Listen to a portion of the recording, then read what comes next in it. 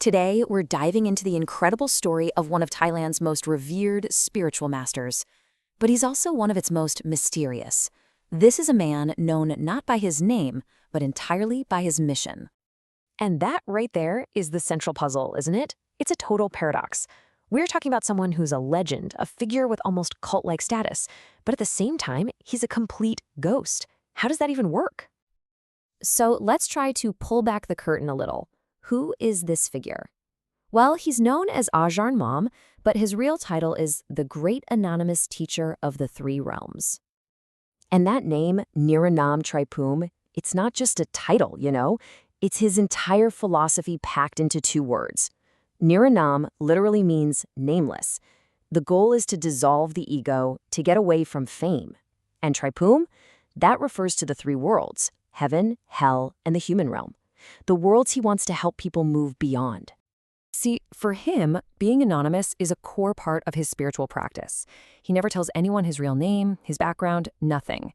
And he does this for a very specific reason. He wants his followers to look past him. He doesn't want faith placed in him, the person. He wants it placed in the core of Buddhism, the Buddha, the teachings, known as the Dharma, and the community, the Sangha. It's a radical way to fight against creating a cult of personality.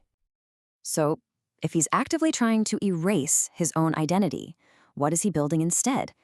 Well, the answer is a mission of generosity that is just staggering in its scale. This concept, Dana Barame, is the engine behind his entire life's work. It's this Buddhist ideal of reaching a state of perfection through pure, unconditional giving.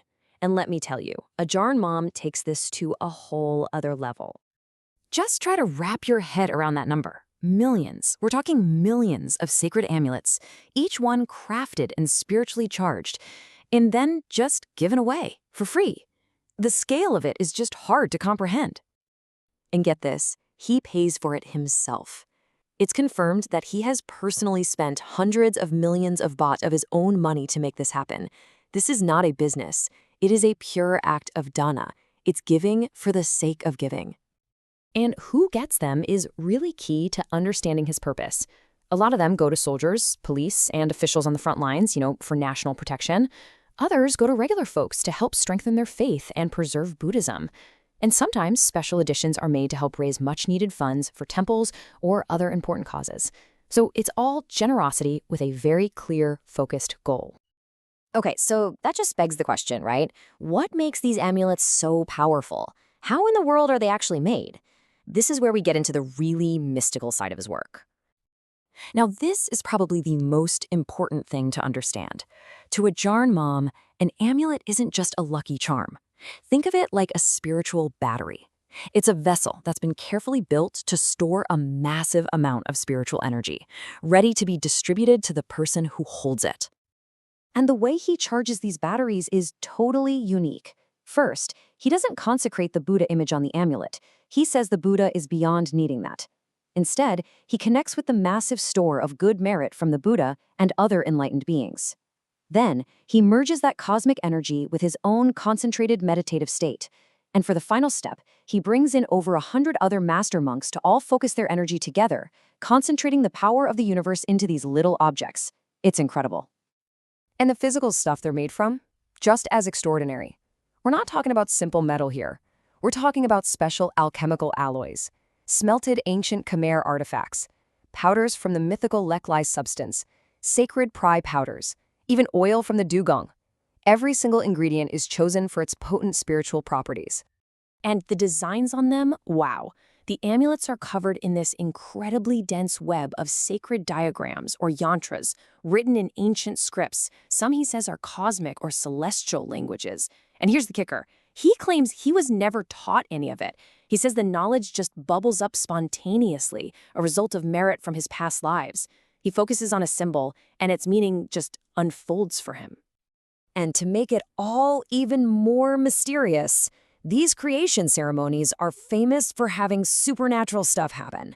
People who are there, witnesses, disciples, they report seeing strange lights in the sky. They take pictures and find unexplainable images of what look like spiritual beings, confirming that some serious energy is being channeled. Now, I know what you might be thinking. This all sounds like folklore, right? Like something out of a legend. But Ajarn Mōm's work has been recognized and even commissioned at the highest levels of the Thai government. Let's look at a very specific, very real event. Back in 2007, there was this huge ceremony for the 1,000 yantra amulet. And this wasn't some small gathering. It was attended by Her Royal Highness Princess Sirivanavari Nararatana. She was there representing the royal family, and she personally kicked off the ceremony and oversaw the distribution of the amulets to the military. This specific amulet was made for a very serious purpose. It was commissioned for top military and police officials serving in the 3 rebellious southern provinces of Thailand. The stated goal was explicit: to provide invincibility and protection and defeat all enemies. And the stories that came back from the field, absolutely incredible. Countless officers reported miraculous life-saving events, surviving incidents that they shouldn't have, all while wearing that amulet. So, we have this anonymous master, a mind-blowing mission of generosity, and these amulets with incredible state-sanctioned power. But all of this, all of it, builds to one final and absolutely crucial lesson. This, right here, this quote, is the key that unlocks everything. Miraculous power is surpassed by merit. Merit is surpassed by karma. It's a hierarchy of power. The magic of the object is less important than the goodness of the person holding it. And even that goodness is subject to the unbreakable law of cause and effect. And that brings us to the most important part of this whole story. The amulet. It's a supercharged spiritual battery, no doubt. But you, the devotee, you hold the key. The power only really works if the person wearing it lives a good life, a life of virtue, and actively tries to do good things. It's why he's anonymous. The power was never supposed to come from him. It was always meant to be unlocked by you. At the end of the day, this is the ultimate takeaway. The anonymity, the insane generosity, the powerful rituals, it's all designed to point you back to this one simple truth. Ajarn Mōm's mission isn't to make people dependent on magic. It's to remind them that the greatest power they will ever have is already inside them, in the choices they make every single day.